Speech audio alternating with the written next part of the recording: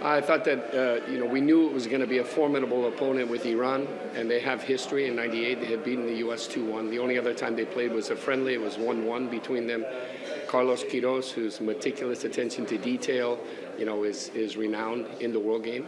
So we knew that it would be a difficult proposition for the United States. And I thought coming off the best performance that I've seen probably in a year or two against England, even though they weren't rewarded with a goal, the way that they played, it was explosive, it was dynamic, it was synchronized, that I think that they were feeling confident, and it showed with the way that they played. They they imposed the rhythm of the game, controlled possession of the game, but it was really important to get that first goal, and they finally got it on a wonderful finish, good choreograph.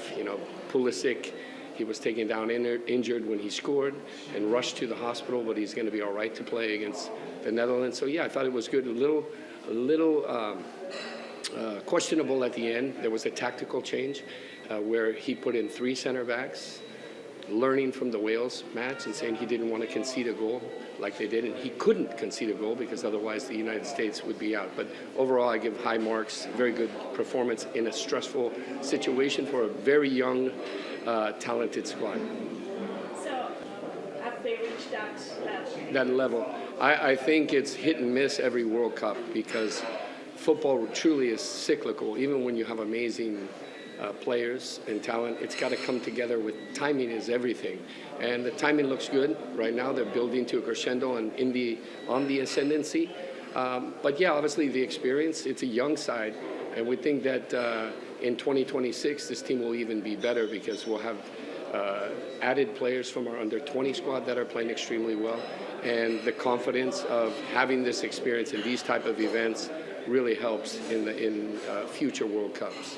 Is it helping that a lot of them are not playing in the top 5 European leagues and play the Champions League? Yes. Is that what's making the difference? Yes, absolutely. That's huge. I think that's monumental. Back when I played in the early 90s, there was only 2 of us playing in the European First Division, myself and Peter Vermes. And now you have an American playing in every Champions League group in this last Champions League. So that speaks volume.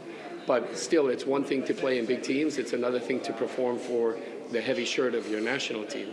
And now they're starting to put that together. So it's extremely positive.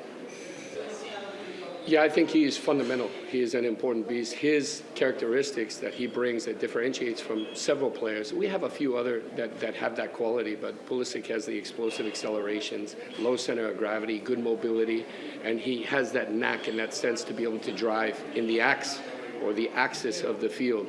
And those are game-changing moments that could open up a game. So it's really important that you see a Pulisic doing that half a dozen to a dozen times per match. Then, fortunately, it's going to open something up for one of his teammates, and, we'll benefit. But we also have Tim Weah. You have Gio Reyna, who stars at Dortmund, who hasn't even really played much, I think only 10, 15 minutes. And we have other players out of midfield like Musa, who Weston McKennie has been playing I think his best football for the national team. He's been so impressive, and he's playing with a little bit of an injury. Tyler Adams, who's controlling the whole midfield. So it's really a collective sense, but he's the icing on the cake. That's why I call those type of players the fantasistas, the one who bring the fantasy and tip the scale of the game. Brendan Aronson, who plays for Leeds, he came in to the match, and he's a player that similar characteristics to Qatar is world class, right?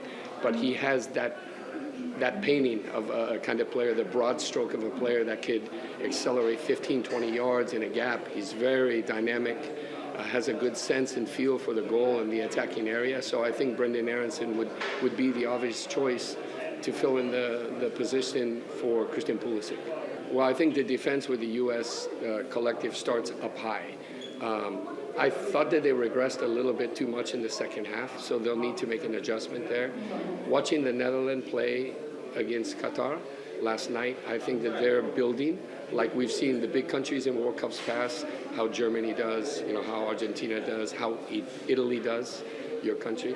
But Holland looked very sharp, and what I mean by that is the playing on automatic, right? Playing on memory, the connections between Memphis Depay, Frankie de Jong, Gakpo, who for me is a world star.